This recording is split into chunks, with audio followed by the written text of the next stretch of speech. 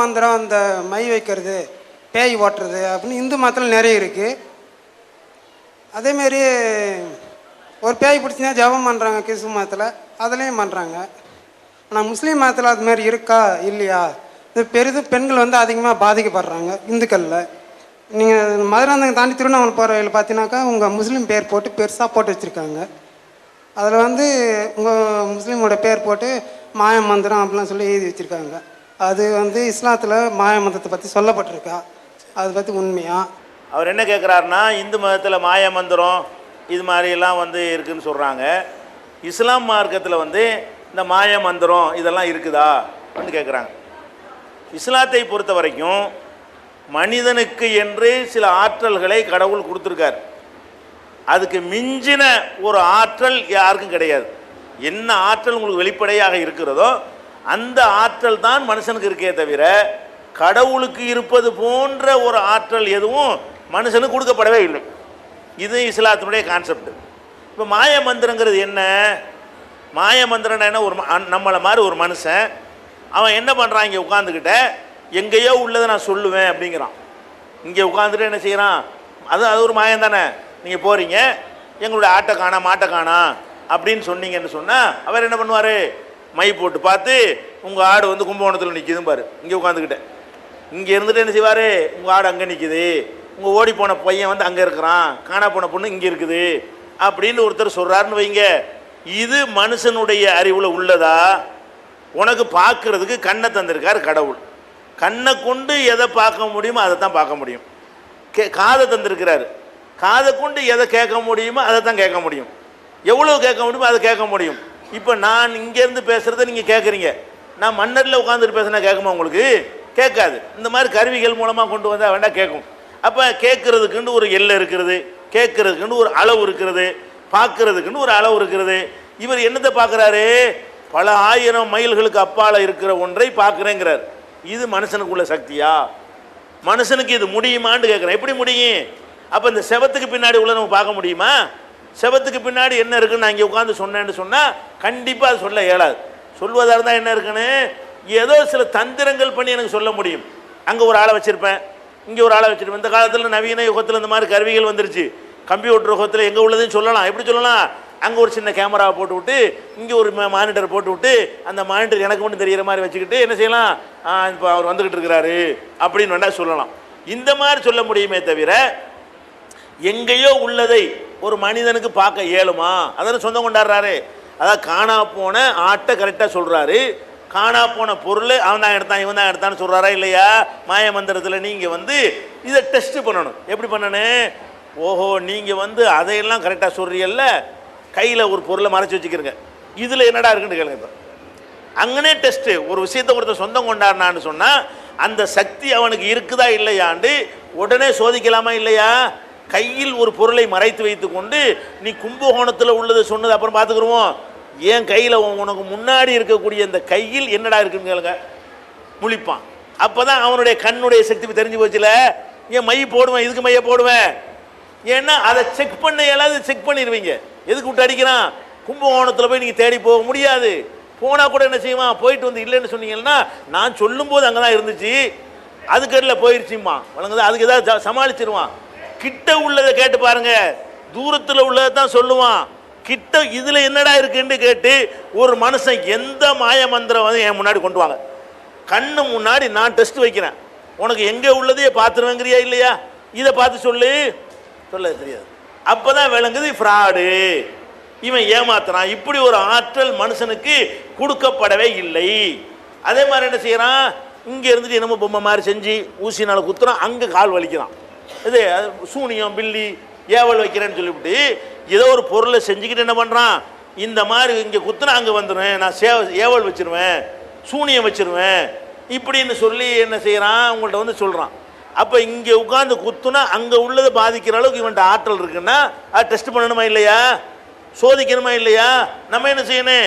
என்னையவே சோதனைக்கு உட்படுத்தினவா, எனக்கு செய்யடா பார்ப்பேன். இப்போ எனக்கு செய்ய பண்ணி உனக்கு என்ன வேணும், முடி வேணும், அதை கேட்பானு, ஏதாவது வேணுமாங்க, உனக்கு என்ன வேணும் தர்றேன், நான் சவால் விட்டுட்டு இருக்கேனே. 25 வருஷமாக எந்த மாய மந்திரக்காரன் வேணாலும் கொண்டு வாங்க, அவனுக்கு சட்டை வேணால் சட்டையை கொடுக்குறேன், வேர்வை வேணுமாங்க வேர்வையை கொடுப்போம், காலடி மண் வேணுமா மண்ணை கொடுப்போம், முடி வேணா வெட்டி கொடுப்போம், வேற என்ன வேணும் உனக்கு, என்ன வேணாலும் தர்றேன், எனக்கு செய்யிப்ப. இல்லை பொய், அம்புட்டும் பொய். அப்படிலாம் ஒரு ஆற்றல் என்ன இல்லை, கிடையவே கிடையாது. அதே மாதிரி ஒரு பொருளை இன்னொரு பொருளை மாத்திர மாதிரி காட்டுவாங்க. எப்படி உங்களை பயம் காட்டுவான், அவனுக்கு என்னமோ கூடுதல் சக்தி இருக்கிற மாதிரி காட்டுறதுக்கு என்ன பண்ணுவான், ஒரு பொருளை எலுமிச்சம்பழத்தை எடுப்பான், அறுப்பான், ரத்தமாக ஊற்றும். நீங்கள் என்ன பண்ணுவீங்க, இவன் மனுஷனே இல்லை, இவனுக்கு நமக்கு மேலே சக்தி இருக்குது. எலுமிச்சம்பழத்தை அறுத்தா எலுமிச்சம்பழத்தில் என்ன இருக்குது அதானே வரணும். எலுமிச்சம்பழத்தை அறுத்து ரத்தம் எப்படி வரும்னு சொன்னால் அவன் என்னமோ ஒரு செட்டிங் பண்ணியிருக்கிறான், அந்த கத்தியில் ஒரு கெமிக்கலை தடவி இருக்கிறான். அந்த கெமிக்கலை, அதுக்கு மாதிரி கெமிக்கல் இருக்குது. எலுமிச்சம்பழ தண்ணியோடு சேரும் பொழுது நம்மளே கெமிக்கல், வெத்தலை பார்க்க போகிறது கெமிக்கல் தானேங்க. வெத்தலை பச்சையாக இருக்கிறது, சுண்ணாம்பு வெள்ளையாக இருக்கிறது, பாக்கு அது ஒரு டார்க் கலரில் இருக்கிறது. ரத்த கலர் எப்படி வருது, மிண்ட ஒன்று சக்கச்சவன் எப்படி வருது, அது மூணு மிக்ஸ் ஆகும் பொழுது சேப்பை மாறுதா இல்லையா. அந்த காலத்தில் வெத்திலையவே மந்திரமாக ஏமாத்திருக்கிறாங்க. கண்டுபிடிக்காத ஆரம்ப காலத்தில் என்ன செஞ்சுருக்காங்க, இங்கே பாரு ரத்தம் கக்க வச்சிருவேன் பாரு, இலையை பார்த்தியா செஞ்சியா போட்டுட்டு மண்டு துப்புறது. அவனுக்கு எல்லாம் தெரியாது, வெத்திலையில் இந்த மூணு சேர்ந்தா இப்படி ஆகுங்கிறது விளங்காதா. இதுக்கு அரண்டு போயிடுவாங்க, ஆஹா ரத்தம் கக்க வச்சிருவார் ஒரு பெரிய சாமியார். இந்த வெத்திலை போட்டே ஏமாத்திருக்காங்க ஒரு காலத்தில். அது எல்லாரும் போட ஆரம்பித்த உடனே இந்த வெத்திலை மேட்டு தெரிஞ்சு போச்சு. அந்த மாதிரி என்னாச்சு, எலுமிச்சம்பழத்தை அறுக்கிறான்னு சொன்னால் மயில் துத்தம்னு விற்கும் கடையில், அதை தண்ணியில் கரைச்சி அதை கத்தியில் தடவிக்கிட்டீங்கன்னா அந்த கத்தியை கொண்டு எலுமிச்சம்பழத்தை அறுத்தா அப்படி சேப்பு கலராக மாறிடும். அந்த அந்த மயில் துத்தமும் அந்த எலுமிச்சம்பழ சாரும் பட்டோன்னு சிகப்பாயிரும். அவன் என்ன செய்வான், ரத்தம் கக்க வச்சிருவேன். நீங்கள் ஆடி போயிடுவீங்க, ஆஹா பயங்கரமான சக்தி இருக்குது, இவன்ட்ட என்னமோ இருக்குது. நீங்கள் என்ன பண்ணனே, அப்படியா கத்தியும் நான் தான் தருவேன், எலுமிச்சம்பழமும் நான் தான் தருவேன், இப்போ விட்டுறான்றணும். நீங்கள் என்ன பண்ணனே, ஓன் கத்தி ஓன் எலுமிச்சம்பழமாக இருக்கக்கூடாது. நீ கத்தி ரத்தம் வர வைக்கிறீங்களா, இந்த எலுமிச்சம்பழம் இந்த கத்தி இப்போ விட்டுறா மாட்டிக்குவான், முடிஞ்சு வச்சுக்காது, பொய்யின் உலகிச்சே இல்லையா. அப்போ நீ எந்த எலுமிச்சம்பழத்தை கொடுத்தாலும் எந்த கத்தியை கொடுத்தாலும் வெட்டி வர வைக்க வேண்டியதானே. அப்போ ஏற்கனவே செட்டிங் பண்ணிக்கிட்டு சில கெமிக்கல் சில வேலைகளை செஞ்சு வச்சுருந்தான்னு சொன்னால் எதை வேண்டாலும் எப்படி வேண்டாலும் காட்டலாம். மேடையில் யானையை வரைய வச்சானா இல்லையா, மேஜிக்கில் என்ன பண்ணுறான், ஒரு யானையை கொண்டாந்து ஸ்டேஜில் நிப்பாட்டு என்ன பண்ணுறான், திடீர்னு போகிறோம் யானையை காணாம், எங்கிட்டும் போகிறதுக்கு வழியே இல்லை. எப்படி அதை யானை போணுச்சு, அது சின்ன ஒரு மேட்ரு, சில லைட்டுகள் இருக்கிறது, லைட்டு கண்டுபிடிச்சிருக்கான் ஒளி, சில ஒளிகள் வந்து அந்த அது ஒரு பொருளை அடித்தோம்னு சொன்னால் கருப்பு கலர் இருக்குன்னு வைங்களேன், கருப்பு கலரை மட்டும் காணாக்கக்கூடிய ஒளி இருக்குது. இப்போ கூட பிலிப்ஸில் பல்ப் போட்டு விட்டாங்க, அது வேணுங்கிற மாதிரி 5 வேளை பகல்னா பகலாக மாற்றிக்கிடலாம், பகலுக்கு தேவையான வெளி ராத்திரியில் அந்த லைட்டை போட்டிங்கன்னா பகல் மாதிரி ஆயிரும், பகலில் ராத்திரி மாதிரி வெளிச்சம் வேணும்னா அப்படி மாற்றிக்கிறலான்னு பல்பில் கண்டுபிடிச்சிட்டாங்க. அந்த மாதிரி மேஜிக் லைட் விற்கிறது. இந்த ஒரு மேடையில் யானை நிப்பாட்டி வச்சு அந்த கருப்பு கலரை மட்டும் மைனஸ் பண்ணக்கூடிய லைட்டை போட்டு விட்டான்னு வைங்களேன், எல்லா கலரும் தெரியும், கருப்பு மட்டும் தெரியாது, கருப்பில் என்னென்ன இருக்கோ ஒன்றுமே தெரியாது. நீங்கள் என்ன பண்ணிட்டீங்க, யானையை காணான்றீங்க, யானைங்க நிற்கிது, அவன் போட்ட லைட்டில் என்ன பண்ணுது, அந்த லைட்டு வந்து கருப்பு மட்டும் அழிச்சு போடும், பச்சையை மட்டும் அழிக்கும், சிவப்பு மட்டும் அழிக்கும், அது மாதிரி லைட் இருக்கிறது. அந்த மாதிரி லைட்டு வந்து அந்த ஒரு கலரமாக வந்து 7 கதிர்கள் வருது இல்லைங்க, ஒளி சூரிய ஒளியிலேருந்து 7 வண்ணங்கள் வருது இல்லையா, அதில் ஒவ்வொரு வண்ணத்துக்கும் ஒரு இதை பிரதிபலிக்கக்கூடிய தன்மை இருக்கிறது. அதை ஒன்று மைனஸ் பண்ணிவிட்டு இந்த வெளிச்சத்தை கண்டுபிடிச்சான்னு சொன்னால் இருக்கிறது இல்லாமல் ஆக்கிட முடியும். இப்படி தான் செய்ய முடியுமே தவிர இருக்கிறானே காணக்க முடியுமா, இது நீங்களும் செய்யலாம் நானும் செய்யலாம். அந்த மாதிரி சில தந்திரங்கள் பண்ண முடியுமே தவிர மந்திரங்கள்ங்கிறதுக்கு எந்த விதமான ஒரு ஆற்றலும் கிடையாது. எந்த மனுஷனாக இருந்தாலும் சரி இப்படிங்கிறங்கிறான், விபூதி எடுக்கிறேங்கிறான், விபூதி எடுக்கிறான்னு லிங்கம் எடுத்தான்னு ஒருத்தன் வந்தான், லிங்கம் எடுத்தவன் ஜெயிலில் கிடக்கிறான். இப்போ பத்தியில இல்லையா, ஒருத்தர் லிங்கம் எடுத்தானே இல்லையா, யார் இருந்தாலும் பிரேமானந்தான்னு ஒரு ஆள் நினைஞ்சாரு, ஒரு ஆளுக்கும் லிங்கம் எடுத்து கொடுப்பாரு, வயிற்றுலேருந்து வாயிலேருந்து லிங்கம் அசந்து போய், அது பொம்பளையில் கேட்க வேண்டியதில்லை, பெரிய சாமியார். இது என்ன வச்சுட்டு எடுக்கிற பெரிய மேட்ரா, லிங்கம் எடுத்தவனுக்கு என்னது, லிங்கம் மேட்டரில் மாட்டினாள், உள்ளே போய் இப்போ என்ன செய்யலாம், உள்ளே ஜெயிலில் கடந்துக்கிட்டு இருக்கிறான். அப்போ என் உன்னையே காப்பாற்றிக்கிற முடியலை, அவனை காப்பாற்ற முடியுமா இல்லையா, அவன் போய் ஜெயிலே கிடக்கான், அதில் தப்பிச்சு வர வேண்டியது தானே. எல்லாம் பொய், மனுஷன் தாங்க, நல்லா விளங்கிக்கிறங்க. எந்த மதத்தில் உள்ள மகானாக இருந்தாலும் சரி, எந்த மதத்தில் உள்ள சாமியாராக இருந்தாலும் சரி, எவனாலையும் மனுஷன் செய்கிற வேலையை தாண்டி வேறு வேலை செய்ய முடியாது. நீங்கள் விளங்கிக்கிறணும். அவர் கிறிஸ்தவ சாமியாராக இருக்கட்டும், முஸ்லீம் சாமியாராக இருக்கட்டும், இந்து சாமியாராக இருக்கட்டும், வேறு எவனாக இருந்தாலும் சரி, மனுஷன் என்ன செய்வானோ அதைத்தான் மனுஷன் செய்ய முடியுமே தவிர மனுஷன் செய்கிறதுக்கு மேலே சொந்தம் கொண்டாடினான்னு சொன்னால் உடனே டெஸ்ட் பண்ணுங்க. யாரை நீங்கள் சாமியார் சக்தி உள்ளவன் நினைக்கிறீங்களோ அவன் வந்து உங்களை மாதிரி திங்கிறானா இல்லையா, சாப்பிட்றானா இல்லையா, சாப்பிடாம இருந்தான். எண்ணத்தில் அவனுக்கு புதுசு எண்ணத்தை கண்டுபிடிச்சிட்டு அவன்கிட்ட ஒன்றும் கிடையாது. நீங்கள் என்ன விளங்கிட்டீங்க? டிஃப்ரெண்ட்டாக ஒரு ட்ரெஸ் போட்டால் போதும். உங்களை ஏமாத்துறதுக்கு என்ன போதும்? நீங்கள் போடுற ட்ரெஸ் மாதிரி போடாமல் அவர் ஒரு தனி கலரில் தனி டைப்பில் ஒரு ட்ரெஸ்ஸை போட்டுக்கிட்டாருன்னா மொகானு என்னத்தையும் அவர்கிட்ட நீ பார்த்துவிட்ட, ஒன்றையும் பார்க்கல, ட்ரெஸ்ஸை மாற்றி போட்டிருக்கிறார். அந்த ட்ரெஸ் நீனும் போடலாம் நானும் போடலாம். அப்போ நம்மளோட 1/2 மீட்டர் பெருசாக போட்டான்னு சொன்னால் அவன் ஜாமியாரா? அப்போ அந்த மாதிரி என்ன செய்யுது? முடியை வெட்டாமல் இப்படி திப்பியாக தொங்குனா அவர் சாமியார். நம்ம என்ன அளவுகள் வச்சுருக்கிறோம்? நாகரிகமாக சுத்தமாக இருக்கிறவனை மதித்தாலும் பரவாயில்லை, எவ்வளோ அழுக்காக இருக்கிறான்னு அவன்லாம் சாமியார் ஆயிடுறான், எவ்வளோ அசிங்கமாக இருக்கிறான் அவன்லாம் சாமியார் ஆயிடுறான், எவ்வளோ நெகமே வெட்டாட்டி அவன் சாமியார் ஆயிடுறான். நெகம் வெட்டாட்டி எவ்வளோ கிருமி இருக்கும் அவனை தொடலாமா? முதல்ல அவன் பெரட்டி வச்ச சாப்பாடு புனிதம்னு சொல்லி சாப்பிட்றான், அதில் எவ்வளோ இருக்குது கெமிக்கல் டெஸ்ட் பண்ண அவ்வளோ அசிங்கம் இருக்குது அதில். அந்த மாதிரி எல்லாம் நம்ம எது அளவுகள் வைக்கிறோம்? குளிக்காட்டி நல்ல வாங்குகிறோம், அழகான முறையில் ஸ்டைலாக இல்லாட்டி நல்ல வாங்குகிறோம், போட்ட சட்டையை போட்ட ஒரே ட்ரெஸ் தான் வச்சுருப்பான், 25 வருஷம் ஆயிருக்கும் துவைச்சி. அப்போ அது நல்லவனுக்கு அடையாளம்ங்க. குளிக்காட்டி நல்லவன், நகம் வெட்டாட்டி நல்லவன், முடி வெட்டாட்டி நல்லவன், சட்டையை துவைக்காட்டி நல்லவன், அவர்லாம் மகானு. அட உன்னைய சுத்தமாக வச்சுக்கிறதுக்கு உரிய ஒரு அறிவு கூட உனக்கு இல்லை, நீ மகானா? அப்படி நம்ம கேட்கணுமா இல்லையா? அதனால இந்த மகான்கிற பேச்சே உலகத்தில் கிடையாது. எவ்வளோ மகான் கிடையாது. கடவுள் ஒருத்தர் தான் நினைச்சதெல்லாம் செய்வாரே தவிர மனுஷன் எல்லாம் அந்த மகான்னு சொல்லி உங்களை ஏமாத்தலான்னு சொல்லி வர்றாங்க. நீங்கள் என்ன பண்ணணும்? இங்கே வர மகான் தானே, இங்கே உட்காரு, காலிலேருந்து சாயந்தரம் வரைக்கும் உனக்கு பச்சை தண்ணி தரமாட்டோம், இருந்து காட்டுன்னு சொல்லுங்கள். தண்ணி குடிக்காமல் இருந்து காட்ட சொல்லுங்க பார்ப்போம். அப்போ தண்ணி குடிக்காமல் உனக்கு இருக்க முடியலைன்னா நீ என்ன மகானு?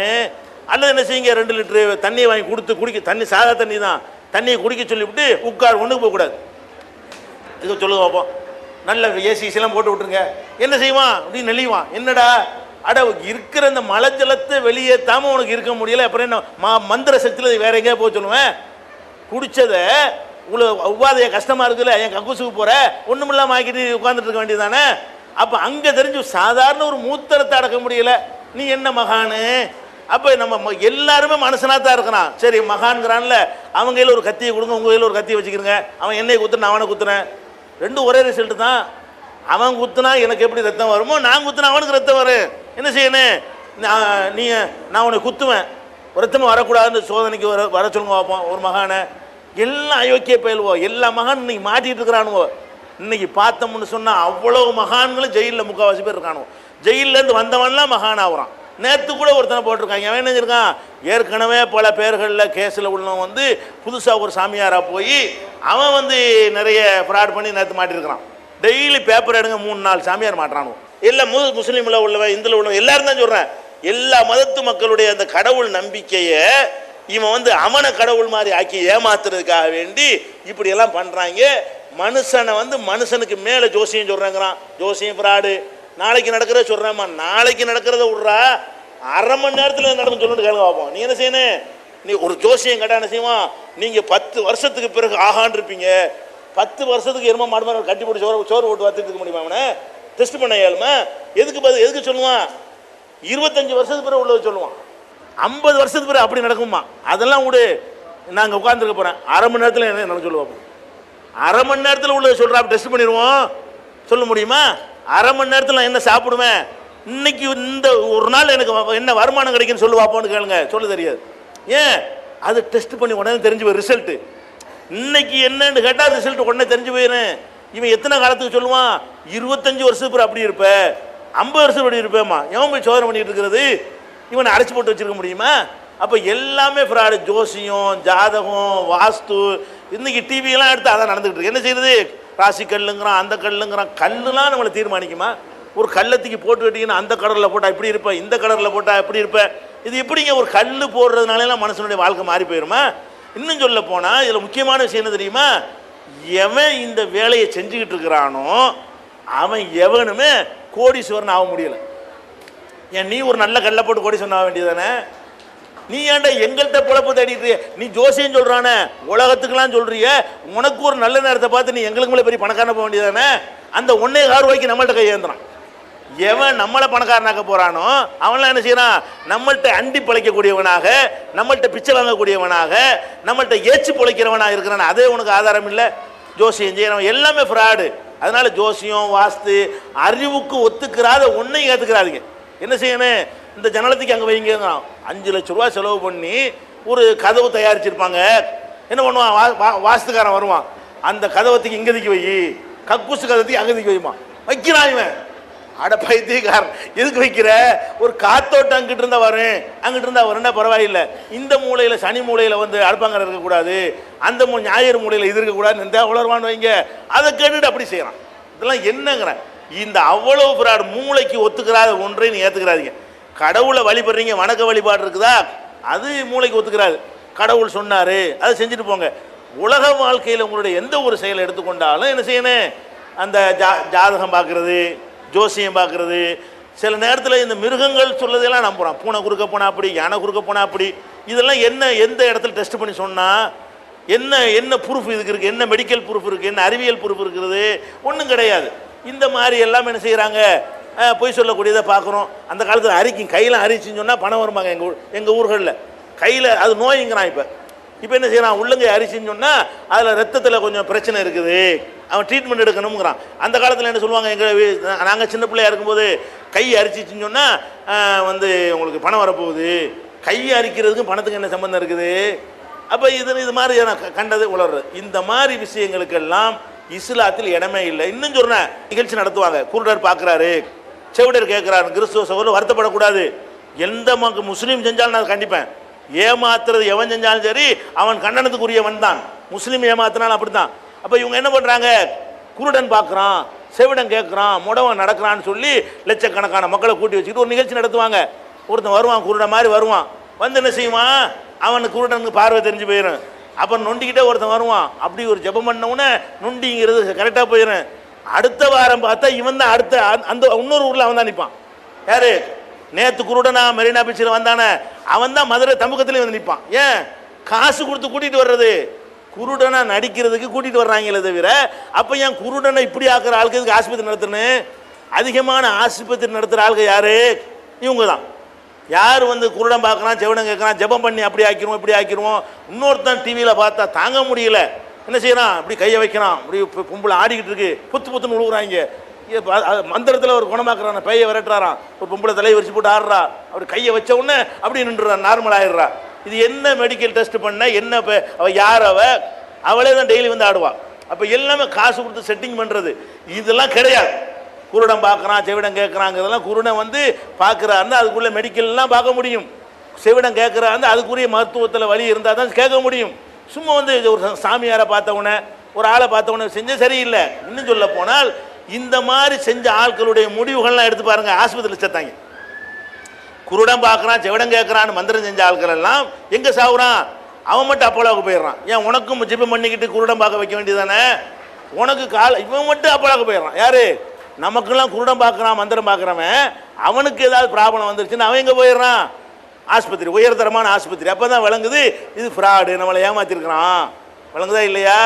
எவனாக இருந்தாலும் சரி, எந்த மதத்தில் இருந்தாலும் சரி, மனுஷனை தவிர வேற எந்த சக்தி இருக்குன்னு சொந்தம் கொண்டாடினாலும் அவன் ஃப்ராடுக்காரன். அவன் பெரிய தாடி வச்சிருந்தாலும், தலப்பா வச்சிருந்தாலும், பெரிய தத்துவங்கள் அள்ளி வீசினாலும் சரி, பெரிய ஒரு பயங்கரமான தோற்றத்தில் இருந்தாலும் சரி, அவன் அயோக்கியன். மக்களை ஏமாத்துறதுக்கு இந்த அவதாரம் எடுத்திருக்கிறான்னு புரிஞ்சுக்கிறேன்.